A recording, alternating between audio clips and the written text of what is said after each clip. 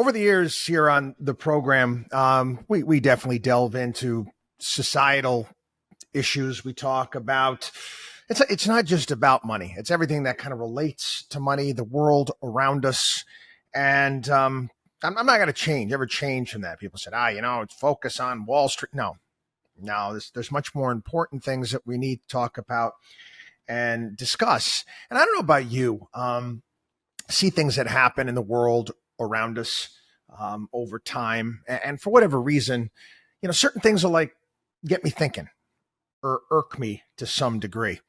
I remember first seeing it, they see symbols or ridiculous bumper stickers on cars with the equality sign, like the equal sign. And some people have tattoos of the equal sign and they want equality, right? And then another one that I've often talked about here on the program and I make fun of, and we're seeing it more and more today, is democracy. Democratic. We're always told by these politicians it's an attack on democracy and we're destroying our democracy and an attack on democratic values. And, I've remind people here on the program that the word democracy doesn't appear one time in our Constitution. And I've, always thinking about how powers that be like to take words and twist them to meet their own means, needs, what their will may be. And it always bothers me whenever they do that with any word and redefining language. It's another point of contention that we talk about here on the program. And I don't know about you, but I have all these ideas. They're bouncing around in my head and I come up with thoughts. And sometimes I'll wake up in the middle of the night and I'll have like kind of a eureka moment. And I'll be lazy. I don't know if you ever could do this. Sometimes I'll be lazy. I'll be like, oh yeah, I'll remember it tomorrow morning, and you forget. And I'm like, oh, what did I think of last night? I had this great idea. Now I make a point. I send emails to myself from time to time. Well, anyway, where am I going with this? And demonic democracy. It was a week or two ago here on the show. I brought up the C.S. Lewis classic, the Screw Tape Letters, which he wrote during World War II. And again, I highly recommend it. It's a great read. It's an easy read. And if you're not familiar with what it is, C.S. Lewis basically it's a series of letters between this, kind of like advanced head demon in hell and his nephew, another demon who is out there as a tempter. And in the book, the demons call us, we the people are trying to get to go to hell and tempt the patient, and they call God the enemy. And last night I found out, and I didn't know this. C.S. Lewis, he wrote this book during World War II, and obviously in Great Britain at the time. And he talked about, what it was like to try to get into the mind of a demon. And he, people wanted him to, write sequels to it. He never did until 1959. 1959, he did a piece for it was a Saturday Evening Post, if I'm not mistaken, 1959. And I never read it until last night. And I'm going to go over some of it. Just again, it's called Screw Tape Proposes a Toast. And basically, again, they're in hell and they're having a graduation ceremony for, in essence, the tempters that are going to go out, and he's giving them advice. And again, this to me was absolutely genius, and it actually organized a lot of thoughts in my mind about what's been transpiring over the years and how things have been moving in one direction. And, I don't like it. Doesn't seem right. Doesn't feel right. And I know many of you feel the same way. And again, I recommend it. You can go online. You can download the PDF. I'm going to read to you, and we're going to talk about some of the things that he wrote. And I want to remind everybody, this was in 1959 he wrote this. And again, this is Screw Tape. This is a high level demon in hell as far as the bureaucracy is concerned. And Screwtape in his toast, he says, democracy is the word with which you must lead them by the nose. The good work which our philological experts have already done in the corruption of human language makes it unnecessary to warn you that they should never be allowed to give this word a clear and definable meaning. They won't. It will never occur to them that democracy is properly the name of a political system, even a system of voting. And this has only the most remote and tenuous connection with what you are trying to sell them. Nor, of course, must they ever be allowed to raise Aristotle's question whether democratic behavior means the behavior that democracies like or the behavior that will preserve a democracy. For if they did, it could hardly fail to concur to them that these need not be the same. You are to use the word purely as an incantation. Sound familiar? See how it's used all the time as an incantation? If you like purely for its selling power, it is a name they venerate. And of course, it is connected with the political ideal that men should be equally treated. You then make a stealthy transition in their minds from this political ideal to a factual belief that all men are equal. How often do we talk about this here on the program? How over the years have I talked, you use the Declaration of Independence, all men are created equal. Equal under the law. We're not all equal. How many times have I said here on the program that I don't look like Brad Pitt? Okay, we're not equal. It's just not the way it is. There are much better athletes out there than myself. You know, I would have loved to have played middle linebacker for the Giants. Sorry, I'm not 6'3", 240 pounds. I'm not equal to them. But anyway, especially the man you are working on. Again, he's talking to young demons, tempters out there, they're calling him. As a result, you can use the word democracy to sanction, in his thought, the most degrading and also the least enjoyable of all human feelings. You can get him to practice, not only without shame, but with a positive glow of self-approval, conduct which, if undefended by the magic word, would be universally derided. Think about that. People hiding behind doing horrible things and breaking things and destroying things and all these things that are bad, all in the name of democracy. The feeling I mean is, of course, that which prompts a man to say, I'm as good as you. The first and most obvious advantage is that you thus induce him to enthrone at the center of his life a good, solid, resounding lie, because it is a lie, right? I don't mean merely his statement is false, in fact, that he is no more equal to everyone he meets in kindness, honesty, and good sense than in height or waist measurement. I mean that he does not believe it himself. No man who says, I'm as good as you, believes it. He would not say it if he did. The Saint Bernard never says to the toy dog, nor the scholar to the dunce, nor the employable to the bum, nor the pretty woman to the plain. The claim to equality outside the strictly political field is made only by those who they feel that themselves to be in some way inferior. Oh, I know. That hurts, right? It hurts a lot of people, but it's true. We see it all the time. I'm going to say that again, okay? The claim to equality outside the strictly political field is made only by those who feel themselves to be in some way inferior. What it expresses is precisely the itching, smarting, writhing awareness of an inferiority which the patient, again, the patient is who the devils, the demons are trying to tempt, refuses to accept and therefore resents. And yes, therefore resents every kind of superiority in others, denigrates it, wishes its annihilation. Just thought about that. Remember that Chris Rock stand-up skit? Just talking about, smart black people coming home to the hood, get with their master's degree. Oh, you my master now? Oh, master's degree. Presently, he suspects every mere difference of being a claim of superiority.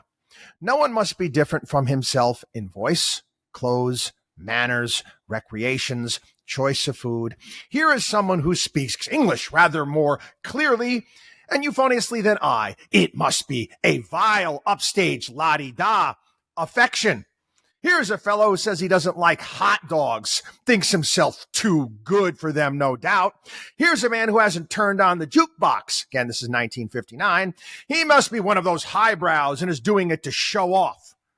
If they were the right sort of chaps, they'd be like me. They've no business to be different. It's undemocratic. Now, this useful phenomenon is in of itself by no means new. Under the name of envy, it has been known to the humans for thousands of years. But here, though, they always regarded it as some odious and also the most comical of vices. Those who were aware of feeling it felt it with shame. Those who were not gave it no quarter, and others.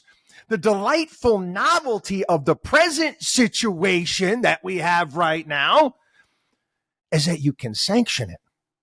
You can make envy respectable, even laudable, by the incantatory use of the word democratic. Again, this was written in 1959. Man, you talk about being applicable today. Under the influence of this incantation, those who are in any or every way inferior can labor more wholeheartedly and successfully than ever before to pull everyone else down to their own level. Again, how often have we talked about this over the years? That's not all. Under the same influence, those who come or could come nearer to a full humanity actually draw back from it for fear of being undemocratic. Canceled culture, anyone? Fear of being canceled? Being different? You can't be canceled. Can't open up your mouth. Can't say anything. Can't mention it. Can't have that happen. I'm credibly informed that young humans now sometimes suppress an insipid taste for classical music or good literature because it might prevent their being like folks that people who would really wish to be, and are offered the grace which would enable them to be honest, chaste, or temperate. Refuse it. To accept what might make them different, might offend, again, the way of life, how we should be living today, right? Got to accept it. Can't be different. Take them out of the togetherness, impair their integration with the group. The horror, oh no, guess what? You might become individuals. And to the demons, they don't like that. That's the horror of horrors. All is summed up in the prayer which a young female human is said to have uttered recently. Oh God, make me a normal 20th century girl. Thanks to our labors, this will mean increasingly, make me a minx, a moron, and a parasite. I'm reading the C.S. Lewis stuff, and every single time, the more and more, I honestly think that Screw Tape and the boys down below, they definitely put together social media. Anyway, meanwhile, as a delightful byproduct, the fewer every day who will not be made normal and regular and like folks and integrated increasingly tend to become in reality the prigs and cranks which the rabble would in any case have believed them to be. For suspicion often creates what it suspects. Since whatever I do, the neighbors are going to think me a witch. I might as well be hanged for a sheep as a lamb and become one in reality. As a result, we now have an intelligentsia which, though very small, is very useful to the cause of hell. Again, the elites, the intelligentsia, the talking heads on TV. But that is merely a byproduct. What I want to fix your attention on is the vast overall movement towards the discrediting and finally the elimination of every kind of human excellence, moral, cultural, social, or intellectual. Again, talked about, another short story. Great author Kurt Vonnegut. Harrison Bergeon talked about here on the program. Great piece on that. Anyway, it is not pretty to notice how democracy in the incantatory sense is now doing for us the work that was once done by the most ancient dictatorships and by the same methods. You remember how one of the Greek dictators, they were called tyrants then, sent an envoy to another dictator to ask his advice about how the principles of government. The second dictator led the envoy into a field of corn, and there he snicked off with his cane the top of every stalk that rose an inch or so above the general level. The moral was plain.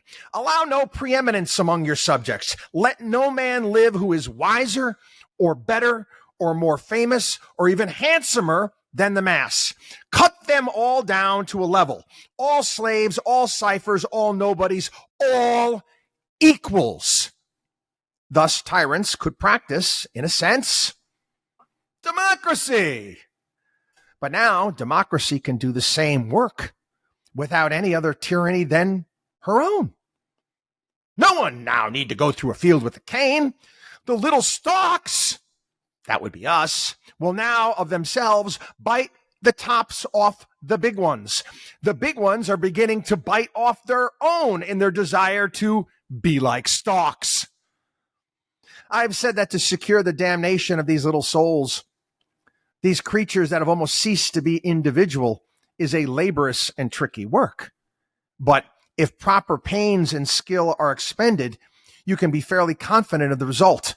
The great sinners seem easier to catch, but then they are incalculable. After you have played them for 70 years, the enemy, that's God, demons call God the enemy may snatch them from your claws in the 71st. They are capable, you see, of real repentance. They are conscious of real guilt. They are, if things take the wrong turn, as ready to defy the social pressures around them for the enemy's sake as they were to defy them for ours. It is in some way more troublesome to track and swat an evasive wasp than to shoot at close range a wild elephant. But the elephant is more troublesome if you miss. Love this writer, I really do. My own experience, as I have, was mainly on the English sector, and I still get more news from it than from any other. And maybe that what I am now going to say will not apply so fully to the sectors in which some of you are operating. Again, he's talking about Great Britain, some of the tempters and devils working in other countries. But you can make the necessary adjustments when you get there. Some application it will almost certainly have. If it has too little, you must labor to make the country you are dealing with more like what England already is. In that promising land, the spirit of "I'm as good as you" has already become something more than a generally social influence. It begins to work itself into their educational system. Again, I want to remind everybody this is 1959. C.S. Lewis wrote this. How far its operations there have gone at the present moment, I would not like to say with certainty, nor does it matter. Once you have grasped the tendency, you can easily predict its future developments, especially as we ourselves will play our part in the developing. The basic principle of the new education is to be that dunces and idlers, I know these are all trigger words nowadays, must not be made to feel inferior to intelligent and industrious pupils. No more valedictorians. Can't have that. It's not fair. Might hurt someone's self-esteem. Anyway, that would be undemocratic. These differences between the pupils, for they are obviously nakedly individual differences, must be disguised. This can be done on various levels. At universities, examinations must be framed so that nearly all the students get good marks. Entrance examinations must be framed so that they all, or nearly all citizens can go to universities, whether they have any power or wish to profit by higher education or not. At schools, the children who are too stupid or lazy to learn languages and mathematics and elementary science can be set to doing the things that children used to do in their spare time. Let them, for example, make mud pies and call it modeling. But all the time, there must be no faintest hint that they are inferior to the children who are at work. Whatever nonsense they are engaged in must have, I believe the English already used the phrase, parity of esteem.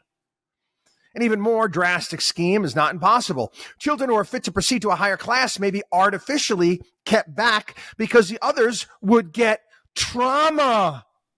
What a useful word. By being left behind, the bright pupil thus remains democratically fettered to his own age group throughout his school career. And a boy who is capable of tackling Socrates and Aristotle and Dante sits listening to attempts to spell out a cat sat on the mat. In a word, we may reasonably hope for the virtual abolition of education when I'm as good as you has fully had its way. All incentives to learn and all penalties for not learning will vanish. Didn't I do a podcast this past week talking about education and mushrooms and, keep them in the dark and feed them shit? I think I did. The few who might want to learn will be prevented. Who are they to overtop their fellows? And anyway, the teachers, or should I say nurses, will be far too busy reassuring the dunces and patting them on the back and waste any time on real teaching. We shall no longer have a plan and toil to spread imperturbable conceit and incurable ignorance among men. The little vermin will do it for us. Of course, this would not follow unless all education became state education, but it will. This is part of the same movement.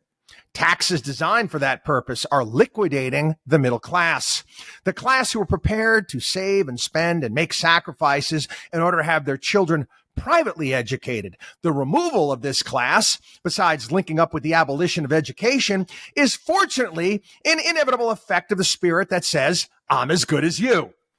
This was, after all, the social group, the class, which gave to the humans the overwhelming majority of their scientists, physicians, philosophers, theologians, poets, artists, composers, architects, jurists, and administrators. If ever there was a bunch of tall stalks that needed their tops knocked off, it was surely they. Yep, boy, we live in that world. As an English politician remarked not long ago, a democracy does not want great men. It would be idle to ask such a creature whether by want it means need or like. But you'd better be clear, for here Aristotle's question comes up again. We in hell would welcome the disappearance of democracy in the strict sense of the word. The political arrangement, so-called, like all forms of government, it often works to our advantage, but on the whole, less often than other forms. And what we must realize is that democracy, in the diabolical sense, I'm as good as you, being like folks, togetherness is the finest instrument we could possibly have for extirpating political democracies from the face of the earth. For democracy, or the democratic spirit, diabolical sense, leads to a nation without great men, a nation mainly of subliterates, morally flaccid from lack of discipline in youth, full of cocksureness, which flattery breeds on ignorance, and soft from lifelong pampering. Again, I've been trying to put this all together for, 25 years here on the show, and I guess say C.S. Lewis kicked my ass with this back in 1959. And that is what hell wishes every democratic people to be. For when such a nation meets in a conflict of a nation where children have been made to work at school, where talent is placed in high posts, and where the ignorant mass are allowed no say at all in public affairs, only one result is possible. Again, I think of a column that I wrote, thank you for not voting, making this very point. Again, you know what? I know I spent a lot of time on this today. Look it up, read it yourself. It's one of those, those epiphanies from time to time. And again, I don't know why I picked this up yesterday. I did. And then, you know what I picked up this morning? I pick up other articles that I see. Here was one example. The New Statesman basically saying that, pro-family rhetoric and nuclear families and praying at the dinner table it's fascist. We can't have that. Lengthy article talking about how these conservative values throughout time, family values, they're fascist now. Again, Screw Tape and the boys from down under, hey, they're winning. WatchDog on WallStreet.com.